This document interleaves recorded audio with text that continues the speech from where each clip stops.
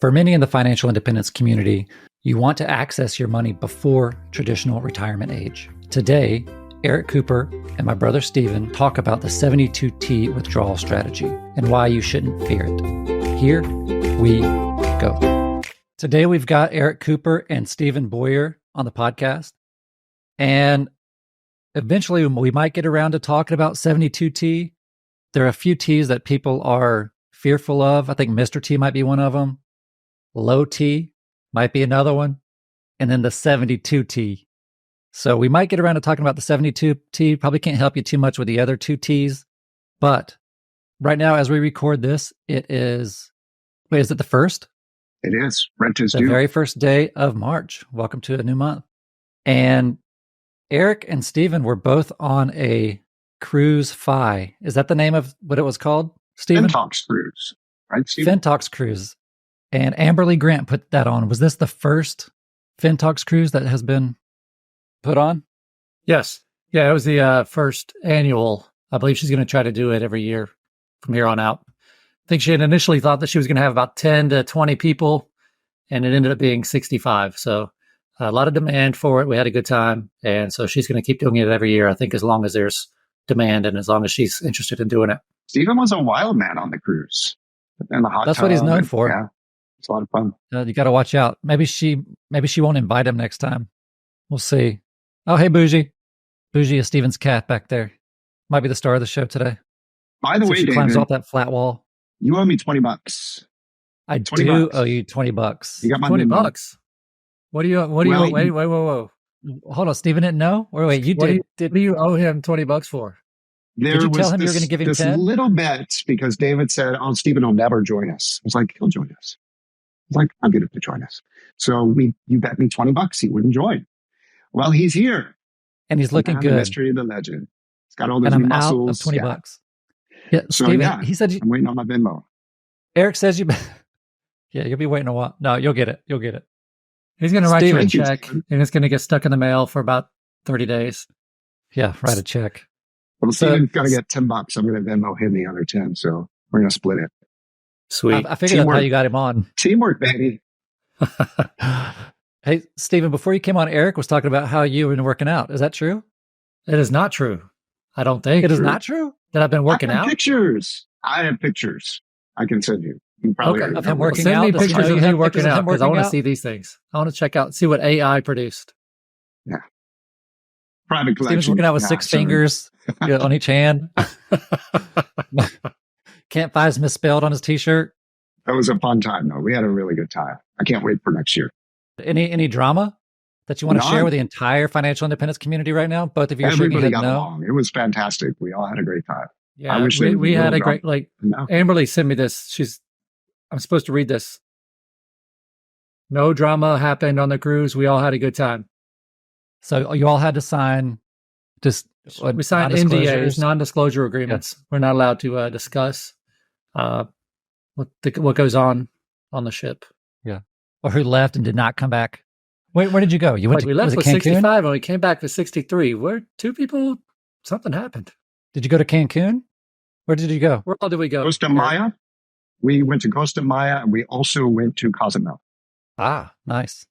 Stephen and I were supposed to go scuba diving, but that didn't happen because the winds were too much and we couldn't get into port. So, Did Stephen tell you he can't swim?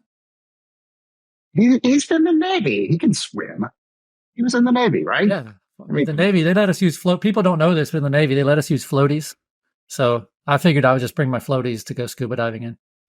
Yeah. Did you know that they just reduced the standards again to the Navy to get now? In? They don't. Now they're going to give you like a spray with a hose and say you're good. Right. Yeah, no, that's where we're at right now. We're at an all-time low for military recruitment. I don't know if anybody knows that, but it's kind of understandable. Mm-hmm. Oh, wow. All-time low. Yeah. They might take me back. Yeah. Well, I'm looking to try to get my son in the Air Force officer program. So we'll see. We should hear something in this month, a couple weeks, hopefully. Yeah. He's graduating in just a few months. Proud of him. Yep. Eric, yes, we're sir. not going to get to 72T quite yet. Right. Can you raise your right hand and repeat after me? I think I know where this is going. So this is where I had a really bad injury on my I'm not going to swear you into the ski Navy. trip. All right. So can you see this? Is that showing up? Wow. They're in here. So I went skiing, went to Colorado last week for Keith Nugent's birthday. We had a great time, went skiing, and I got 2 injuries. I broke a toe, separate incident. That was a cooking injury. And then this incident was getting out of the hot tub. And no, I wasn't drinking. I know that was the first thing your mind went to, Stephen. I was not drinking. It was 12 o'clock in the afternoon. I was alone, actually. They had gone skiing, and I was sitting back enjoying the hot tub. I get out, and I go to like step back, and the stairs slip. So I go crashing down and pop my stomach as well as my elbow. So yeah, fun times. But it was still a really great trip. I did not get injured skiing, just cooking and using the hot tub. So my toes are taped together. All right. So if we were going to come up with an actual story that sounded cool, what would we say? Because the stairs slipping, I don't think anyone has ever said that in the history of accidents. The stairs slipped. Okay. Steven, you're not going to say anything about this throne that he's sitting on? Oh, yeah. Check out my. Oh, I thought that was like, chair. is that his chair? I No, thought it was that's like real. a big fireplace behind him. And he was just sitting in like a shorter chair. I thought the thing was like some piece to the wall or something in the background. Okay. No, that's how highly he thinks of himself. Where are you right now? Is this your house? Yeah, my house. Come visit. Okay, can you just say your address real quick? I'll tell you it's an old Louisville. So it's a Victorian house. I have 14-foot ceilings. So I don't turn on the heat very often. That's why I've got this on to warm. Heat's expensive, but I'm very fine. Thank you. You said Louisville? Yeah, Louisville, Kentucky. Yeah, it's always on one of those top 10 places. Yeah. Like affordable and cost of living and all that. Bourbon, very balanced. it's a fun town to come visit. Got all your favorite I was in places. Nashville. I was in Nashville for a few years and, just a little bit south of you. But I love that area. Would love to move back to that region at some point. And I have considered Louisville. I have rental properties for sale. Maybe we can make a deal. Let's do it. Very nice. Yeah, I know you're setting me up for this transition right now. Yeah. I'm going to do a 31 exchange, and then I'm going to move to Warner Robins and come visit Stephen. Yeah, Stephen, what's going on with Robbins right now? Can you give us an update on your FI community? I can, but maybe that's another episode. I think the 72T is the focus of the conversation today, right? So, Eric, when did you actually hit FI? So I hit FI, when I recognized I hit FI was probably around 2019. I was sitting at work. I had a really crappy day, and I Googled, how much money do I need to retire early? And up pops Mr. Money Mustache. So I sent him a case study of my finances. He's like, you're good to go, dude. Just, whenever you're ready. Then COVID hit. So then I decided to hang out and continue working remotely and just taking it easy, enjoying that, which was fantastic. And then they called us back to the office. And that was not great. I walked back in and I was like, I can't do it. So after 22 and a half years and 1 week after attending Economy in Cincinnati in 2021, I put in my resignation. And the very first week of January, the week after I retired, or the week actually that I did retire, I went to my first Camp FI. That's where I met Stephen and about 35 other amazing people who have become great friends and travel partners. And so, Stephen, thank you for that. You're doing an amazing thing for our community and bringing people together and making friendships. And really, the difference in what my retirement is now as a result of attending Camp FI and Economy, I can't even imagine what it would be like having not met these people that are part of our community, because it's so life-changing. So thank you. Awesome work. Of course. First off, congratulations. That's great. Thank you. How are you comfortable sharing your age? How old are you? Yeah, I'm 50. So I retired. I fired at 47, and I had a very fat 401k at that point, and didn't realize that I had done everything right. So I was kind of accidental FI. And when I sat down and looked at the numbers, then it started making sense. And I realized, well, I've got rental properties and I also have this fat 401k. What can I do to access that money? I can't touch it. I'm not 59 and a half. And that's when I Googled, how do I access my retirement funds early? And that's where 72T popped up. And it's been a huge change in life for me in the last year that I implemented that, which was on December 29th of last year. So it's allowed me to have a fun bucket to travel and do all the things that I want to do, which otherwise I probably wouldn't do because I was living off my rental income. And that's something that a lot of people, when you first start investing and like for retirement, you think 65 years old, 60 years old, or 59 and a half. But in the early retirement community, it's much different because you might retire at 35, 43, 47. And if you just went through the traditional retirement advice, it would be just max out your 401ks and IRAs. But then you find yourself early retired and then having an obstacle to overcome to access those funds that you might need to live on. So I do think that we as a financial independence community need to do more about talking about how to close that gap, whether it's saving more in a brokerage account during your investing years, while also building a robust traditional retirement account like a 401k, 403, IRAs, those things. But if you do find yourself early retired and needing the money or even wanting the money for whatever reason going on in your life, there are ways to access it that we're not that educated on, right? I would agree with that. In fact, the first Camp 5 that I attended, I shared with the community where my position was and that I was planning on doing the 72T. And there were audible gasps and like, oh, you can't do that. It's too restrictive. And that sent me into a little bit of a panic because that's been part of my plan. And Fidelity, when I met with them, they said, yeah, that's a great idea. They signed off on it. So I was concerned when I heard that. So I waited 2 years. And then I went to Camp 5 in Colorado last year. And I met Jolene and Darren Unlett. They had just announced that they were going to do a 75T or 72T. So I immediately went over to there. We had this long discussion about it. And we both decided this was the right opportunity for us. They're doing it because they've got really large 401ks as well. It's something that works for me. Otherwise, you've got all this money that you can't access and you can't enjoy it. And it's going to continue to grow and turn into a tax bomb that you're going to have to pay large tax dividends on in your 70s.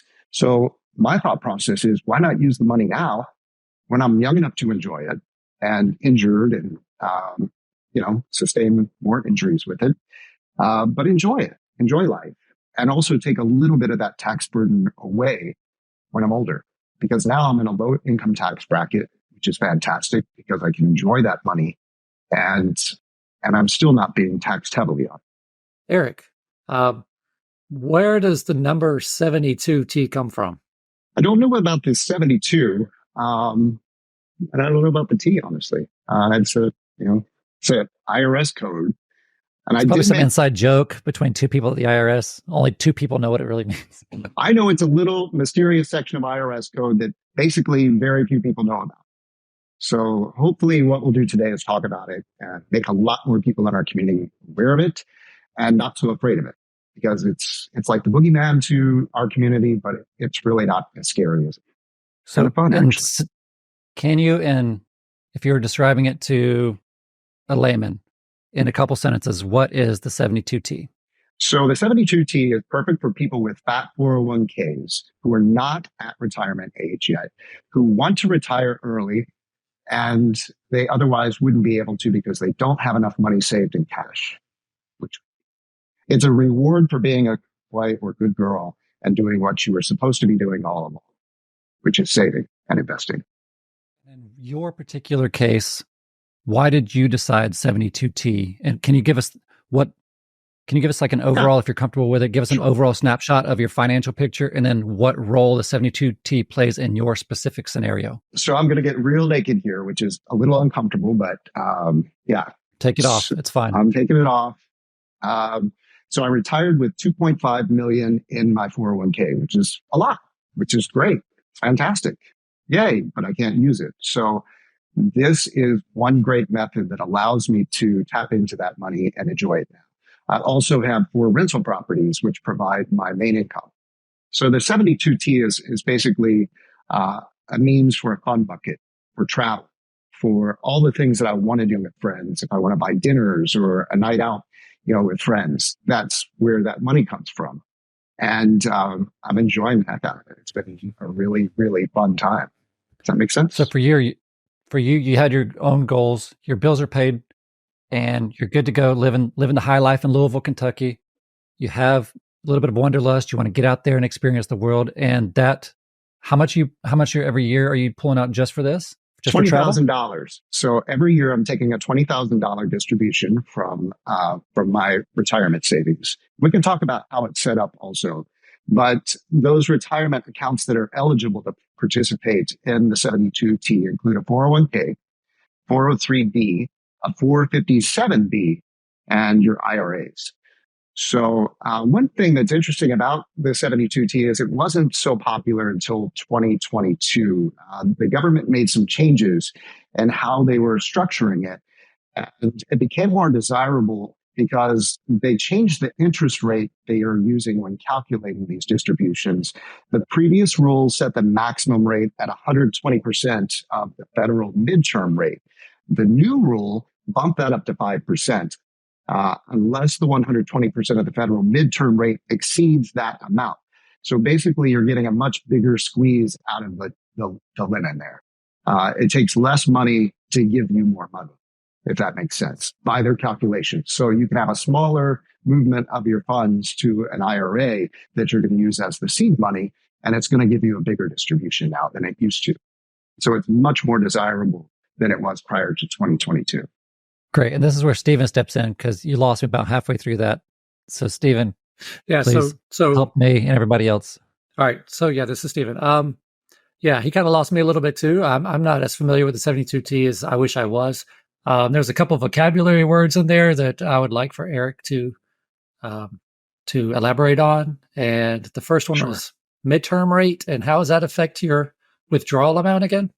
So the midterm rate changes monthly, and you can use either the 5% that is now the set rate from the government, or you can use the midterm rate, 120% of that midterm rate. So you have to know what the midterm rate is, and you can use it for the past 2 months back.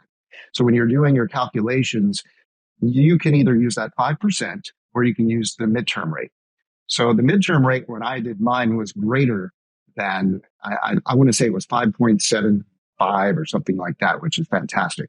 So again, that squeezes that lemon just a little more juice in terms of finance. And it makes it that much more valuable and gives me that much more money each year. And that is forgive me if I'm repeating something you've already said, but that rate determines how much you're able to account. So you apply that rate to the total value of your retirement accounts. Yeah. And that is the max that you're allowed to take out without penalty. So the way it works is you can move money from your 401k to an IRA. Once you move the money from the 401k to the IRA, that becomes your bucket. That IRA is your bucket, your seed money to do the 72T. And that distribution comes out of that bucket every year into your savings account. So my distribution, I took $300,000 from my 401k, moved it to an IRA. So that provides me with $20,000 every year based on that calculation. So okay. So 5% of 300,000 correct is what you can take out. It also depends on your max age. You can take out. No, you can move as much money as you want into that bucket. And the other thing is you can do multiple 72Ts, so you can layer them. If next year I decide I want more money, I want a bigger fund bucket, I can create a second 72T by moving money from my 401k into another IRA and then creating that process over. And they are separate, but you are taxed for both based on your income. So interesting. Being in a low income tax bracket, it's really nice to have that option. Interesting. So what you're saying is, okay, you start out with money in your 401k. Did you create a new IRA specifically for the 72T? I did. I created an IRA with the help of Fidelity. We moved that money into the IRA, and then that became the seed money for the 401k, or for the 72T. That money remains invested, so it's already replenished itself in a month and a half. At 20 grand, it's already back, which is amazing. Nice. David looks lost. So it's just my normal look. So next, let's say, okay, so we're just focusing on the IRA that you're using for your 72T. And you already said that you recouped the 20 grand that you withdrew at the beginning of this year, or late last year. I'm not sure exactly how you're. December 29th. And next year, let's assume that it went up to 320. Is it the same percentage of 320 or is it the same percentage of your original seed money? That's a really good question. And I've got the answer for that. There are three different methods you can use to determine how much you're going to withdraw. So in my case, my distribution will not change. It will remain $20,000 until I'm 59 and a half. However, let me talk about I made notes because I want to get this right. It's very important. There are three different ways and three different methods that the IRS uses. And they also look at your life expectancy tables as well. So there's three life expectancy tables. The uniform lifetime table. That's for people who are unmarried, and they basically, their spouses aren't more than that's for unmarried account holders, married account holders with spouses who aren't more than 10 years younger, and married account holders whose spouses aren't the sole beneficiaries of their accounts. There's also the single lifetime table. That's me. I'm single, by the way, if anybody's, for beneficiaries who are not the spouses of the account holders. Then there's also the joint and last survivor table. That one sounds fun. Account holders whose spouses are more than 10 years younger and are the sole beneficiaries. So once you figure that out, it's really not that hard to figure it out. It just sounds hard. You determine the life expectancy table and how to calculate your SEPP payments to best fit your situation. Now, there are three. You think about small, medium, and large. That's the easiest way to think about it. I wanted the large. I wanted the most. So we'll start with the smallest. That's the required minimum distribution. This method nets the lowest possible withdrawal of those three different options. The calculation is pretty easy. It's an account balance, whatever you put into that IRA, divided by your life expectancy. And that is determined by an IRS table. So that number will change every year, though, because it's recalculated using that method each year. So I didn't like that idea of having to recalculate each year. That was not appealing to me. The second is the fixed amortization. It calculates a fixed payment higher than the required minimum distribution, but it may not keep up with inflation. So that's kind of your medium size. Then there's the grande, the fixed annuitization. That's the method I used. It's the most complex of these three, but it uses an annuity factor to determine your SEP amount. That factor is then calculated based on your life expectancy, as well as that interest rate that we talked about. That's the one I chose, and I've been very happy with it. And that distribution won't change. So every year, I'll get the $20,000 until I'm 59 and a half. And now, just after that, you can kind of understand why there's this undercurrent of fear about the 72T. Because just listening to you, I think I understood most of it. But the people who are on this podcast right now, and many who are listening, are familiar with general money principles. And there's a lot of terminology, a lot of what if scenarios, a lot of calculations surrounding this. So I can understand why. If you can do a Roth conversion, you can do this. Much easier, in my opinion. And you don't have to do it every year. So think about it that way. Also, there's some great websites I want to tell people about. Jolene and Darren Unlin, they have a fantastic website blog that they shared their experience when they did the 72T, and it's called Dare to Draw Down. So you can go to their page. They did a really nice job kind of walking you through the whole process. And I leaned on them a lot when I did mine because Melody, it was Christmas time. People were on vacation. They were pushing it to other people and things kind of got lost a little bit. But I did get it done by December 29th, which was great. The other website that I really liked and was very helpful to me was MyFRS, which is My Florida Retirement System. They have a 72T calculator that's very accurate. And if you want to go in and play with the numbers and see what possibly it could do for you, that's a great resource. Just kind of input your numbers, watch the magic unfold, and decide if that's the option that's best for you. And then have lots of fun. Thank you, Eric. Thanks, Eric. We will definitely put those in the show notes below. Maybe some more in the weed questions. Yeah, go for it. You mentioned the different methodologies. Now, you also mentioned you can have more than one IRA that you use to receive the 72T withdrawals. Are you committed to those methodologies as soon as you start receiving payments, or can you adjust that over time? You can make one adjustment depending on which option that you choose. For me, being that I chose option number 3, which is the fixed annuitization. If I want to drop down to the size which is the lowest. So if I want to drop down to that low number, I could change to the required minimum distribution one time. You can only do it once. So that will drop it significantly. So you're not getting as much money out of that bucket. And then if you decide down the road that you need more, then you can adjust it by doing a second 72T and deciding which way you want it to be. Okay, so that was my next question. So it's toward the rules are to the account. It's not to the individual. Is that correct? That is correct. So each account is separate. Okay, okay. Great. So that does allow some flexibility. You just have to think outside the box a little bit. Yeah. So if you've got a year where you're having more tax issues, or, for me, I'm on the ACA plan, so I have to make sure I don't take out too much money because I don't want to lose, the nice subsidy of healthcare. However, if I decide the following year that I want a little more money, I can do that second 72T and create another bucket to pull from. You mentioned you have real estate. Yes, I am a landlord. I have been for a long time. I'm looking to get out of being a landlord. Not that it's awful, but I want to travel. I want to spend time with friends, and I don't want to worry about toilets or drywall, whatever. So if anybody wants to buy some properties, talk to me. Louisville, Kentucky. I've got 4. 3 are in the same building. Yeah. Cash flowing properties. I'm sure you've done well. Absolutely. How long have you held them? My first one I got in 2004 as a rental. So from there going up to today, different numbers, but they're all paid off, which is great. So they're total cash flow.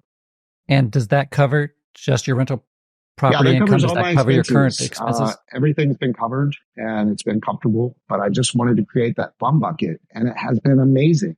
I have done so much travel and have so many travels planned. This is absolutely the best life has been so far. So I'm super excited about it. And I think the 72T is amazing. It's not that scary. So if you're thinking about it, do the research and find out if it's right for you and jump in. Very nice.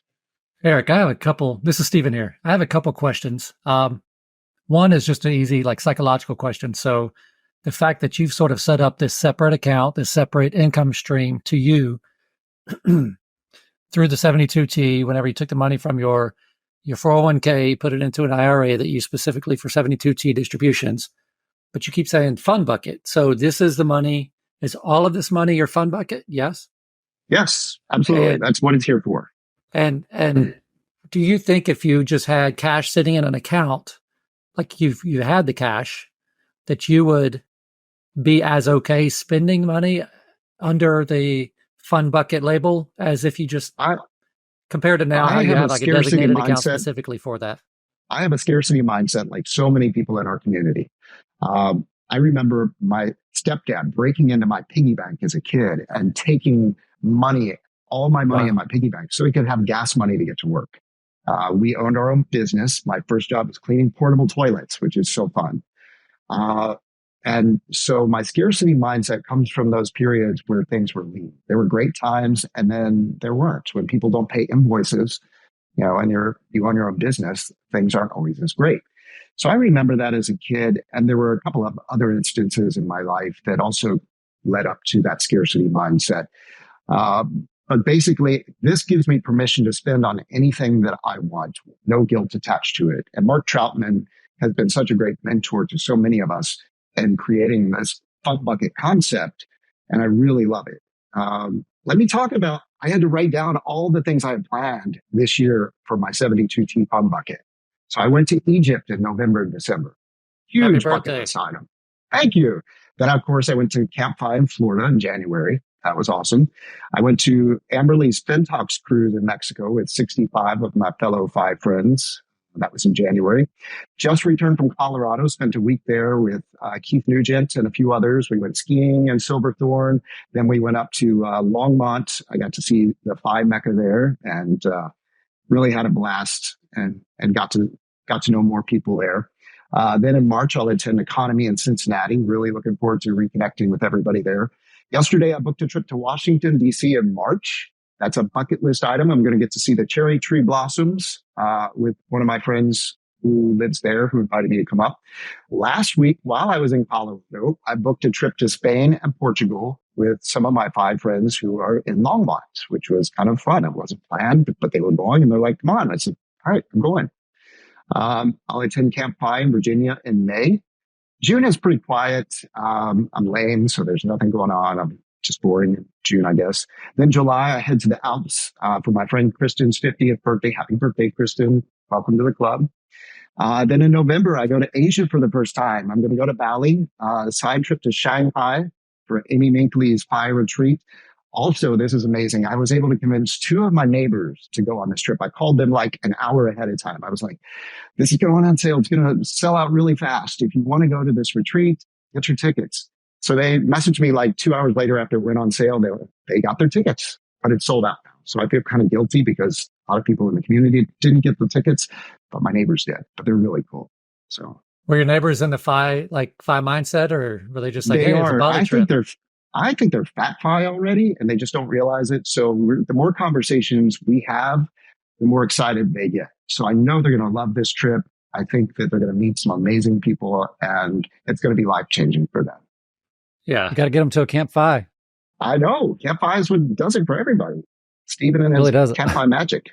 It's responsible for unemployment going up. Camp Fi. Congratulations, Stephen. I'll do what I can.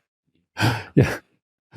Well, I can't say your story is very relatable. I don't know how many people are taking a trip every 2 weeks, but this sounds amazing. And I guess if somebody was listening to this who didn't really understand or didn't buy into financial independence, they would think that it might hit them as like it's slightly unrelatable because it sounds so amazing, and where they're at in their life might be too distant for them to think that that's a possibility for them. But it is a possibility. Special. As Sean Marie tells everybody, I'm not special. There's nothing special about it. You do the work. You be a good boy, you do your planning, and then 72T can be your reward. That's what worked for me. And I'm going to enjoy it. I might even do a second one. You want to travel, Stephen? Be your sugar daddy. Let's go. You going to get him a throne too? I've got a second one. Get him a throne. I've got a second one already. I don't have just one. Of course you do. Like, who doesn't? You got to have 2 thrones. So 72T is one way that people can get money. He's thinking about it. See the wheels spinning. No, there's nothing going on up there. No. He's just smiling. He's like looking out. I think he's looking out the window at his shrubbery. The car just went by, something. So 72T is one way to access funds and travel or do whatever you're passionate about. I also stumbled upon something else called Rule of 55. Yeah. Now, I know this is a curveball, so I don't know if you did your homework. I did, yes. Oh, you did? Okay, good. So yeah, I planned it. It's great. Perfect. Well done. When would you use one versus the other? So 72T versus the Rule of 55. I think that's fantastic. They're similar in some regards in that they're both a great option for people who are not at retirement age yet. So 72T, you can use at any age. So as long as you've got a fat 401k and you're tired of working, you don't want the BS anymore, that's your answer. Now, if you're at the age of 55 and you have a plan that allows you to go in and use the Rule of 55, then that is a great option for you because it allows you to leave your job at the age of 55 or older, and you have access to your 401k retirement accounts, which is fantastic. So you get these penalty-free access to your 401k essentially. But you do have to leave your job. Can't stay there. Can you do both? You could do both, but there's no reason to if you are age 55.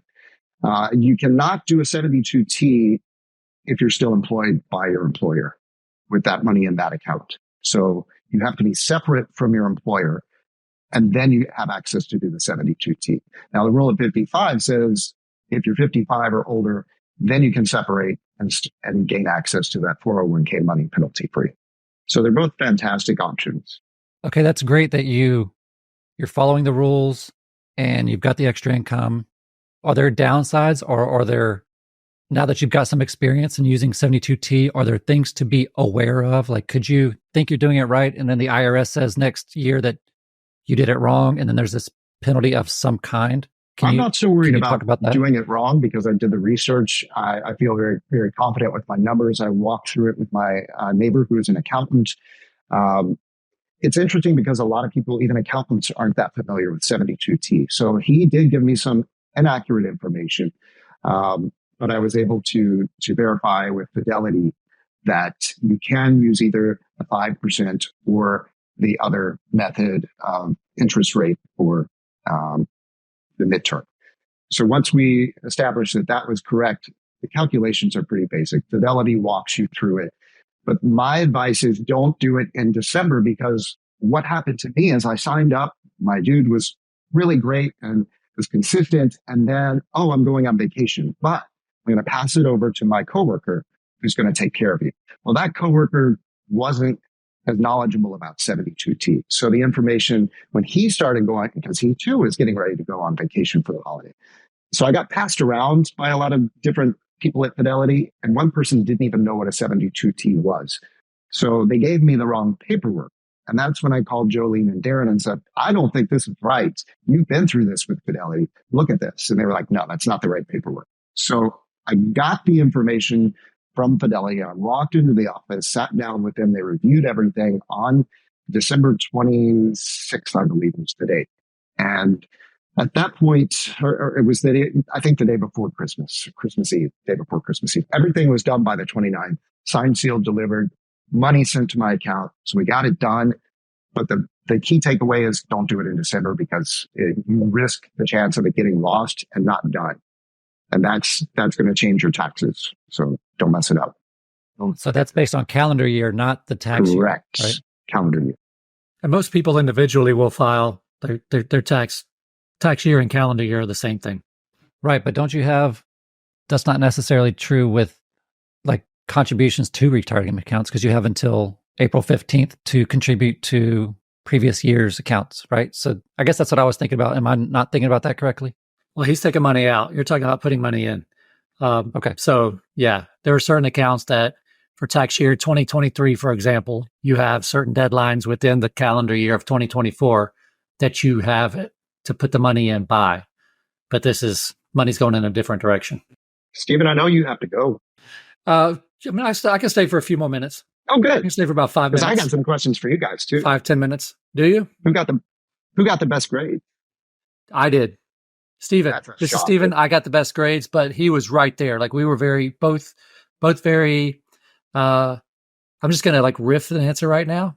David, if you don't like it, don't include it. No, go ahead. We were both good. Do it. Like naturally smart. I don't know if we had much of a work ethic when it came to studying, because we didn't really have to study that much. So we made good grades without putting in a ton of effort in high school. But he and I both, like we were neck and neck with the grades, but I might have been just a GPA wise, I might have been a little bit more, a little bit higher, maybe like by 0.10, 0.1%, something like that, maybe. It matters. Got it. Okay. So who's the most competitive? David. Well, I don't like to say competitive. I just like to say who's better than the other person. In every aspect of life. That's what he says. He's like, yeah. Except for jump shots. Jump shots, Steven gets me every time. He's got a beautiful jump shot. He won't deny it either. No, it's good. Yeah. Swish every time, nothing but net. Who was your mom's favorite? I am. Neither. That was a quick answer, Steven. I feel like you were pretty confident about that. Yeah, I'm pretty confident. Yeah, I'm pretty confident Steven gets the trophy for that one. Okay. I was going to say you can phone a friend if you need to. That's fine. Yeah, let's phone Mom. For a call. Mom, who's your favorite? No She'll pressure. Tell you. Who does your cat like better? It might be somebody we've never heard of. That's all I got. Those are my questions. There's more, but they're not appropriate for this audience, so we're just going to leave it. Yeah. Look, this is assuming that we have an audience. So I think anything goes. Who knows? This is a new podcast. We're just seeing where it lands. I'm already on probation with Steven. I'm good. But you're still profiting from him. I am. $10, baby. Yeah. That's right. Oh, you already decided to give him 10? The other 10? I'm going to give him 10. He showed up. He did his work. All right. Yeah. All right. So when you go to the next FinTalks cruise, which you're both going to go next year, correct? We're going to be roommates. Is that your plan? We're getting a suite. Oh, yeah? Steven and I didn't know we were getting a suite, but now I didn't even know I was going. But now that I know I'm getting a suite, I'm absolutely going. Fun bucket. So let's do it. Can you imagine you're out by the pool and instead of the lounge chair, you got that throne sitting there, and you got shirt off, slathered up with suntan or sunscreen. We had to And put then some there's like wheels two on of that them next to throne. each other. Some wheels on that throne so we could lug it onto the ship. I actually do have a picture of Steven in his sun chair, like laying back, showing off his muscles. Yeah. Yeah. Stephen, can you do a reenactment? Wow. There he is. You have been working out. Guns. He had all the ladies Yeah. swarming around like The like sun little hit it sharks. just right. Silver hair glistening. Listen. My Think anytime you pasty were- body out there on the sun deck, it was, 10 minutes. I was feeling it. I was like, maybe I'm There's some going to more- get sunburned. There's some words that whenever you Really great. hear, it just like makes you laugh or think. Like glistening, I think is one of those words. Glistening. Glistening. It's because it was the Right. Martin Lawrence stand-up where he's like, water was glistening all over your body. That's what I think of anytime I hear the word glistening. Ooh, David, do your That could be the- impersonation of Steven. Do it. You did this yesterday. It was so good. impersonated It's so me? spot on. He can do your country accent. Well, I am qualified to do it. Do it. And Stephen, Oh, I wow. was completely exaggerating, and it wasn't you in particular. It was just the way things are in your neck of the woods. Let's hear My neck of David the woods. being Steven. Actually, let's hear Stephen's exaggerated. No, I mean, I've spoken all podcasts. People have heard me. They know my accent, and they can tell if it's more Southern than yours. And, some of us, didn't leave home and never come back. All right, well, fine. All right, David, do it. Do it justice. All right, You got So this. let's do this in turns. We're going to do outros for this podcast. Stephen, you do yours in the whatever twangy voice you want to do it, and then I'll do it, and then we'll see what magical voice Eric can come up with. So this is the outro? Yeah, you're just going to talk to the audience or us or whatever, and then we'll just do you, me, Eric, and then out. We may or may not use it. Well, I hope you've enjoyed this episode of Forget About Money with Eric Cooper discussing the 72T.